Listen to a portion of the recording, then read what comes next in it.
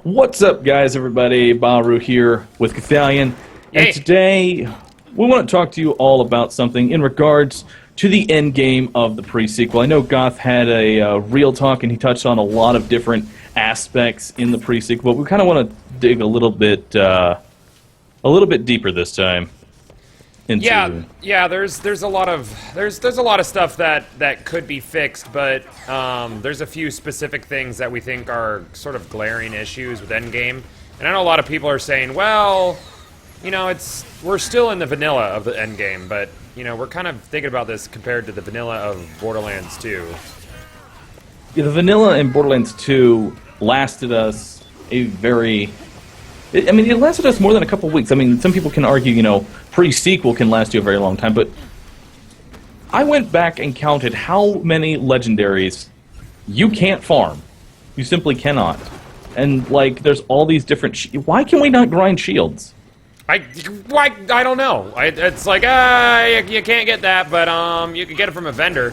Do they want us to farm vendors? That's how I feel. It's like save and quit simulator for the pre-sequel. And before anyone, you know, hears all these comments and thinks, you're just hating on the game, it's really not. Myself and Goth and many other people invested years into this series, and we don't want it to fail. Yeah, really don't. Really don't. Gearbox, please. Gearbox, please. It's really just that. When you love something, you don't want it to go away. And that's why we think maybe a solid DLC would be what saves this game. I mean, honestly, I'm going to say this now. I think that the next DLC needs to launch with 2 different raids. It has to. Yeah, it absolutely has to. And there's no reason they can. Yeah, well, they did it with, hey, you want to go to Zarpedon? Oh yeah! Aww. That was a fun fight. You know, that was a really fun fight, actually. You know what fight I would like to see redone as a raid? This. What's that? And the Eridium guy was cool, but he was more flashy than anything else. Yeah. He felt like all flash. Zarpedon, I don't know. They need to patch that in. I think some sort of patch making these unique spawns respawn wouldn't hurt the game. I really am interested in the design choice behind taking those fights out. It would be nice to know. I wish Gearbox would talk to their community more. And just be like, hey, this is why we did it. Granted, I don't think there's any good logical reason as to why they made certain shields only one-time events, and you can't grind them. I don't think it's a good reason for that, but hey, I would like to hear your reason, at least. Maybe? I wonder how much Gearbox actually had to do with a lot of it, or if 2K Australia really took the reins on that one. Hey, you want to pick up the side chunk? I'm going to pick up the side chunk. Start the eye chunk now. You got the eye chunk? I got the eye chunk. Alright, good. But yeah, I would like to know, like, what exactly... I mean, as far as 2 raids being on launch for the next DLC, it's not impossible, because Pirate DLC had Hyperion and Gi, and I mean... Granted, those weren't, you know, the favorites of raid bossing, but, you know, there was... Torg DLC was supposed to as well. Yeah, Torg DLC was supposed to have 2 of them, and Hammerlock did have 2 of them. Mm-hmm. Well, I mean, if you want to count... he's an invincible. He has the word invincible. Oh, cool, we got a friend. I don't know who you are, but you are very low level and going to die very quickly. Hey, guys, I'm level 28. You know, let's play Fresh Play? You guys doing a Let's Play Fresh Play? Can I play? And he's claptrap, too. He's claptrap, too. It's perfect. Yeah. Oh, God. Oh, God. Just stand at the beginning and just keep hitting your action skill.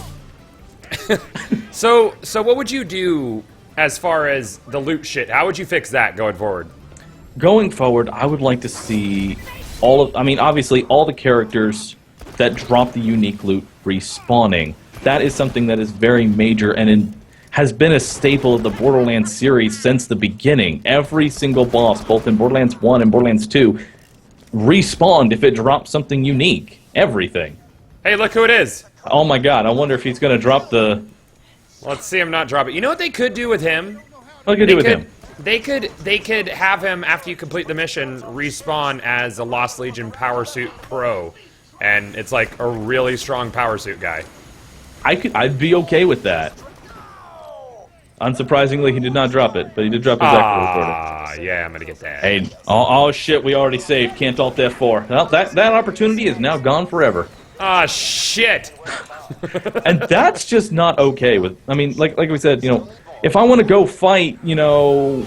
If I just want to go fight Wilhelm again, he had a health bar, but, I mean, I could go fight him again.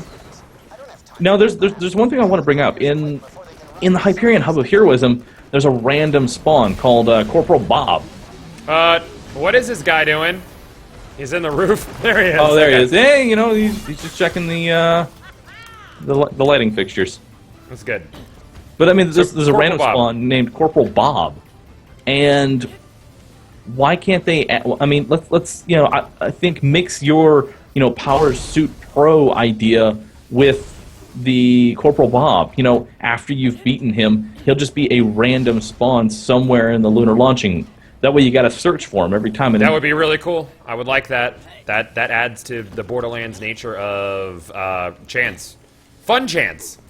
Yeah, fun chance. You know, you're not guaranteed to get that, him to spawn, but if you do, it's like, oh, hey, here he is, and he's in a different spot. You know, I mean, he's going to spawn somewhere, but you don't know where exactly. Yeah.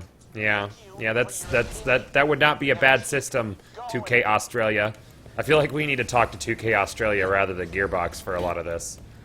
Yeah, I mean, that's going back to the whole, I wish they actually talked to their community. I feel like it's mostly they want people to play the game, and that's it. They don't want to hear anything else. Yeah. I really get that feel from just 2K in general. They just want people to play the game and say nothing.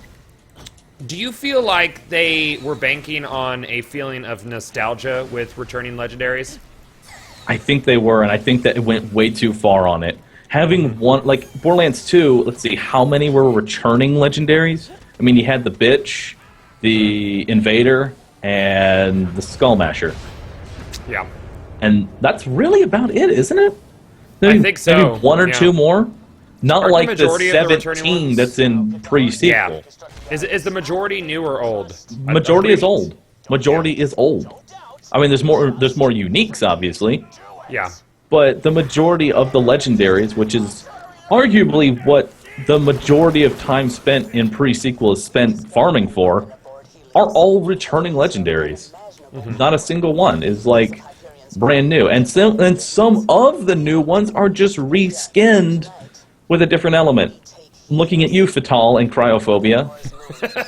I like the Cryophobia a great deal more than the Pyrophobia, but nonetheless. It's not... It's a good change, but at the same time, you can't off that as a new legendary. No, you can't. You really can't. You really can't be like, yeah, that's new.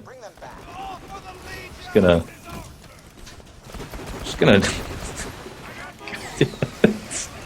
The Cryophobia. The Cryophobia, it's the so good. The Fatal, not the Bitch. No. Why do we censor ourselves? Why is it censored? Like, when you first enter Concordia, why are we censored? Hey, don't worry about it. I'm not gonna worry about it. You're worrying about it way too much. Worrying about it a little too much, I'm sorry. I want to touch base on DOT effects and how they work, for the most part, in this game. But the player feels, like, ultra susceptible to DOT because they ramped up the DOT damage, or the scaling. But in Borderlands 1, DOT really tore up enemies, but did not absolutely destroy players. I don't know why that's so hard. I don't think you could put a dot on players in Borderlands 1. Don't think so? No, I don't. I mean, think about it. I could have swore you could. No. I mean, a player might be able to do that, but I've never... I don't remember a single instance in Borderlands 1 where an enemy could put a dot on you. Huh, I never really thought about that. Oh, we're out here now, by the way. This is an interesting place. Are we even able to get back across from that entrance? This is a good, maybe? What are you standing on? I don't know! Yeah! I cannot wait to play hide-and-go-seek out here, /never. /never. This is like, hey, you want to do hags in the dust? That would be a fucking nightmare. But back on how to fix loot, I really like the idea of bringing those unique spawns back but in some sort of randomized fashion to give some more RNG to our RNG. But I guess that wouldn't be like bad RNG though. Yeah. Real quick, something I want to touch on: combat flow. Yes. This door is not combat flow. No, that's not. This is not. No. Why are they suddenly worried about airlocks in this game? For the first portion of the game, they don't care. You just walk in and out, no problem, because they have little oxygen barriers. This one's like, no, man, you got to be careful about that shit. Borderlands is about being over the top and crazy. Why are we suddenly careful? That kills the combat flow. Nope. You really have to make sure that everything's cool, or it's bad. It's real bad, dude. It's real bad. It's real bad. You don't want that. A lot of areas don't really flow well, and I feel like that really hurts mobbing for this game compared to Borderlands 2. Yeah, there's so many areas in Borderlands 2 that I don't think people really notice how good of combat flow they had. For an example, the area with the rats, Steam and Power. That's an amazing area. Bloodshot Stronghold. And the reason I think that they're so good is that the areas come full circle, in a sense to speak. You know, you start in one area, and at the end is a fast travel to go to the next area. There's only a couple areas like that in this game that are a complete circle. Only a couple. A lot of them are like sort of corridors or just like... Or branching paths. Or open-ish areas that just don't really... I don't know, a lot of those really open areas, like, it doesn't feel like it matters where you are. You know, like, your battlefield positioning is irrelevant for the most part. Yeah, pretty much, which... I will say, though, we have been a very negative... But there are a few things that they have done really well. A lot of the new enemies, like, I like the fact that the doll soldiers actually do a legit dodge. Oh yeah, where they like jump out of the way. Yeah, it's not like the scav where I'm gonna dodge this grenade. I dodged it. I'm still standing in the storm front, but I've dodged it. I feel like they have a turbo dodge though, like where they're just like they just fucking nope a mile away. Yeah, they do. They do. But I mean, a lot of the enemies feel unique within the same class of enemies. Sure, I'm on board with that. I feel like that's something that's definitely good going into it. And the cryo element was very well implemented. Yeah, the cryo element is really, really nice. I like playing with it a lot. The crit modifier on it is nice, and it never feels required, at least in TVHM. I hope that in the inevitable third playthrough, it doesn't become like, cryo or get fucked, you know? Yeah. Yeah. And I would also like to point out how much combat we've done in this entire area. Not a lot. Not a whole hell of a lot. I mean, they've got the story mode in this game is definitely really nice. I recommend going through the story at least one time. And it's just the story doesn't really carry it multiple playthroughs. Speaking of multiple playthroughs, why was the reset function removed? What the fuck is that about? Why couldn't there have been... I'm pretty sure that's something that a lot of fans asked for, is a resettable TVHM. Because then, even if they didn't fix the unique enemies, there would still be a way to farm them. Granted, you'd have to go through a whole playthrough to farm the power loading noob, but you wouldn't be immediately fucked if you didn't. Yeah. I feel like that's something you're all the way over there now. Yeah, I'm just going to transfer us to the next zone. Yeah, do that. I'm going to do that. As soon as I figure out how to parkour all over this place to get to the next zone. I figured it out. I fandangled it.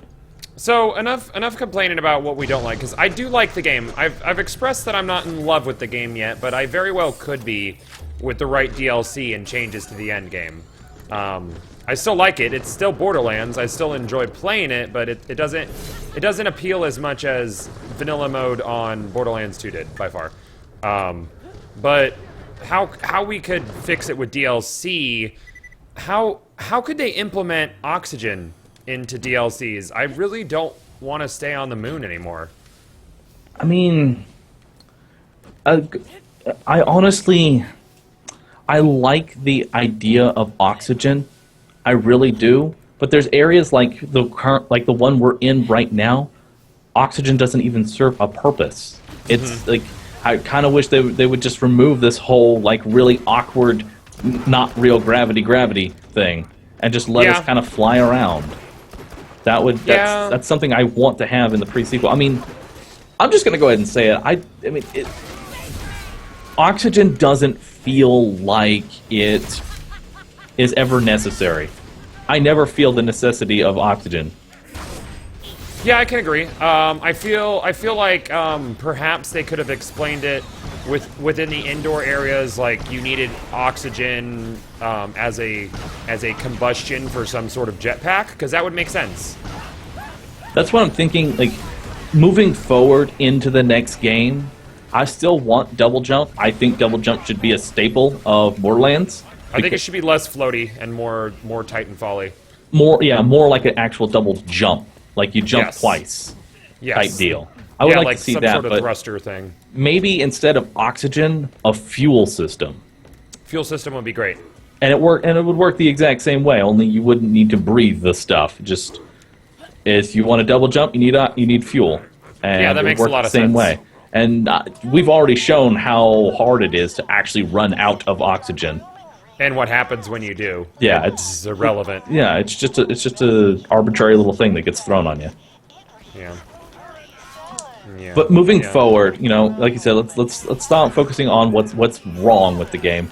Let's focus about what could be done to fix it. Now, we've already said I feel like there could be 2 raids on launch, and a lot of people say, well, I'm not much of a raid person, but the end game, we liked bosses. And I'm not saying maybe not raid bosses, but there needs to be more actual legit bosses like Zarpedon, the Sentinel normal mode, the deadlift, but more bosses to fight. Not Bunker 2.0. Nope. Zarpedon was fun. Zarpedon was fun. I liked that fight a lot. Yeah, Zarpedon was a lot of fun to fight.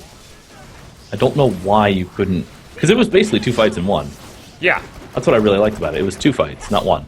They've gotten phasing down, which is good, because that's something we asked for. Borderlands 2 was more of a phased boss fight, and they showed that they could do that with Son of Cromerax, which I think was an excellent boss fight. Yeah, I mean, a lot of the Headhunter packs, outside of the non-existent health bars, and all the health. I mean, Jack-O-Lantern, he's got a health bar. We showed that off. They became interesting fights when we, fucking 100 times their health. Yeah, we had to buff them so ridiculous to make them an actual boss fight. It was fun. It's not something I would want to do every single time, but it's there. It's an option. I feel like it's an option should be something that is added. I really feel like that's something that should be... Oh, yeah, I can review the option. That's something that should just be added to the game. A hard mode for different bosses. Sure. Because they all have already shown they can make a raid version of a boss fight just by adding more health. So if I want to fight a souped up version of Zarpedon, I feel like that option should be there. Just add Moonstone. Add Moonstone. Moonstone acts as a multiplier for health and a slight multiplier for loot drops. Yeah, I mean, why not? I mean, they've already made it workable into the story. It's like Tina just wants to hear a harder version of the story. Which I was disappointed in how that played out, because she didn't interject or change anything. Yeah. Okay, you and I were both at PAX, and when Randy said how that was going to work, oh my god, Randy embellished. Randy. He basically said that she'll change the situation. Which she did not. She did not. She didn't change it. Not a single thing got changed during that whole experience. No, she just made jokes every once in a while, which was kind of disappointing. But I mean, some of the jokes were really funny, but after you hear them once... Oh, damn, that's cold. But yeah, that's really all she did. Yeah. I was kind of hoping like Tiny Tina-esque stuff, and that's how we kind of promoted it too, because that's what we were told. Yep. I mean, that's what we were told, is like, we're gonna get Tiny Tina-esque, engagement. It makes me really kind of worry about that season pass that includes everything past, future, and present that they mentioned. Why does it make you worry? Because what if that's not the case either? What if it's just the 4 main DLCs? I mean, it's kind of hard to misunderstand all DLC. Well, I mean... But then again, you know... I don't hold anything impossible. Never know. It might just be, you know, all DLC from this point until the 4 DLC packs, and from there on out, you can buy it. It's there on the card. You just gotta read it. It's in really tiny print. It's in Comic Sans. Oh, man. I don't know. I have a lot of faith that they can do stuff for the endgame to make it much better. We really should have access to all the fights in the game, though. It really bugs me. It really bugs me I can't go back and fight Zarpdon or...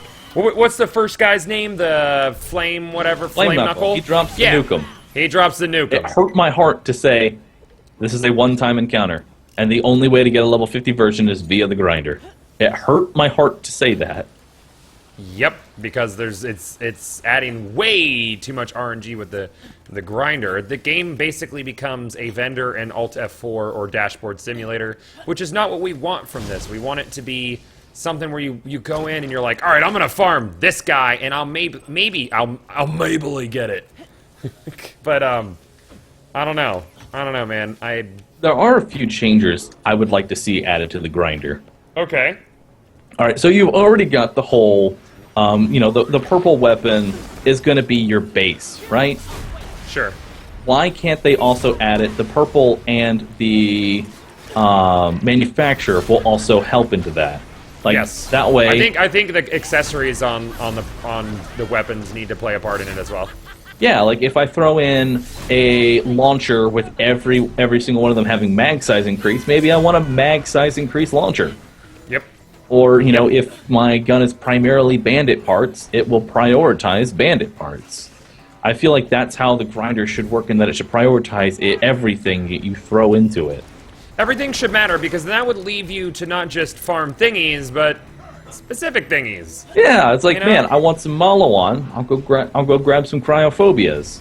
Yeah, exactly. That's how it should work. That would give you more of a goal to your farming, which I think is super important. And that's what endgame players inside of Borderlands 2 really liked, is that there was always sort of a, like, even if it was loose, there was a goal. You still have an idea in mind about what you want to get when you're farming. Yeah. So let's go ahead and go back to what we want to see in a DLC. We've gone over the bosses and stuff. What's something major you think that needs to be added to a DLC to truly save pre-sequel and its endgame? Outside of boss fights, I think we need a slew of new weapons. It has to be new gear. I swear to God, if they put a DLC that has even a homage to old gear in it, I'm gonna be upset. Because I have enough old gear in my old gear. I'm over it at this point. We have enough of we have enough returning legendaries. I think we're good. I'd like to see some yeah. And I want something interesting. I don't want a reskin of something that exists. I don't. I mean, they obviously kind of went a little crazy with some of the gear. You know, I like the cat Ninotails, that thing that you can't farm, that ricochets every time it bounces, and it just keeps getting more and more ridiculous. Who does that farm? Who does that drop off of again? Don't know. Don't know. Just doesn't. I don't think it does. That's perfect. Yep. That was great. It's a really good item. I don't know where to farm it, but have you ever seen it in a vendor, or has anybody? Oh yeah, I've seen everything in a vendor. Well, that's great. That's the drop source of everything. Yep. But yeah, or no more returning gear. Yeah, that'd be terrific. And Borderlands 3, if you ever happen, I want a maximum of like 3 returning. Make them nostalgic. Make them ones that we all love. Yeah. Give us like the Anarchy and something good, something real good. Why is the Double Anarchy not back? I don't know. They had There's great opportunity. There's a thread on the Gearbox forums asking, "Hey, what would you like to see return?" Pretty sure everyone said Anarchy. Yep, I remember that thread. Everyone was like, "Bring the Anarchy back." All right, cool. So what you really wanted was the Flacker. Yep. I hate everybody that posted the Flacker as a joke. Because they probably took it seriously. Yep. I don't think Gearbox knows sarcasm. Which is ironic, because, you know. And again, I want to preference by saying, we're not bashing the game. We're really not. it may seem like that, but we're so frustrated. It's like when you see someone do something great and they're successful at it, and then they throw it out the window. Well, it's that this game it's almost there. It's like so close to there, but it's not quite. All it really needed was some combat flow, respawnable enemies, and like 30% of the loot wasn't grinder exclusive. That's the worst. I don't know why they did that. That's literally the worst. But yeah, I mean, I think that about covers our points for this video, and I'm really interested in hearing any fixes you guys might be considering or might think would work for this, because shit, you never know who's going to read the comments. Yeah, I'll definitely be going through the comment section. I want to hear everyone's input. And this is your major question. If you just skip to the end of the video, here's your major question. If you could implement one single change that you think would drastically improve Borderlands Pre-Sequel's Endgame, what would it be and why? It's a good one. Yep. I'd love to hear your responses. And I want to thank you, everybody, for watching. This has been an awesome commentary. Thank you, Gothalion. Yeah. Which, by the way, I'm going to be linking his little Real Talk. Definitely recommend checking that out. And all of you, don't forget to subscribe for future pre-sequel content. We are not stopping the Borderlands content anytime not at all. soon. Not at all. I'm still going to be pushing out 2 to 3 videos daily and all of that good stuff. So I mean, we had plenty to bitch about in Borderlands 2, and we certainly didn't keep our mouths shut. And I think both of us have like 1,200 plus videos for Borderlands 2. So yeah, that shit's sticking around. Love you guys a long time. Yeah. We'll catch you all in the next one, everybody. Later.